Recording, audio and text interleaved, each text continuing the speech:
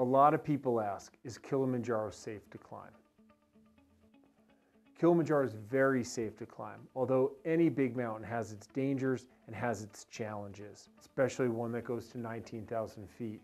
The reason that people get sick on the mountain and even die on the mountain is because they ascend too quickly and they don't properly acclimatize. Acute mountain sickness, high altitude pulmonary edema, or high altitude cerebral edema.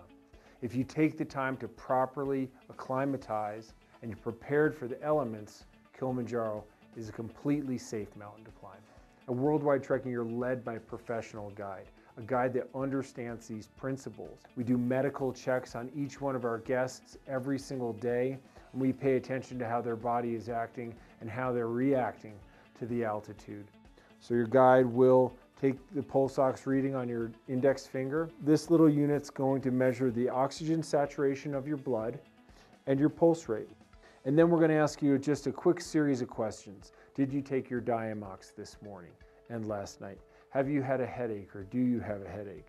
How's your body feel? Do you generally have any aches and pains? Do you have any blisters? Are your knees bothering you, or is anything else bothering you, or that we can help you with during the day?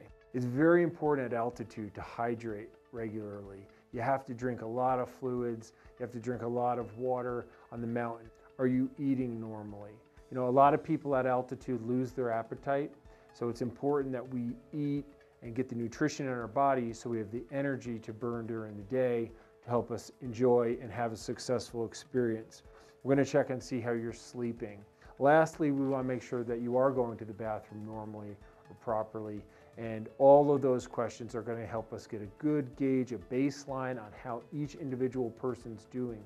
Everybody acclimatizes differently. It takes time, it takes patience, and it's something that we really need to pay attention to have a safe and rewarding experience on Kilimanjaro. Kilimanjaro is very safe to climb.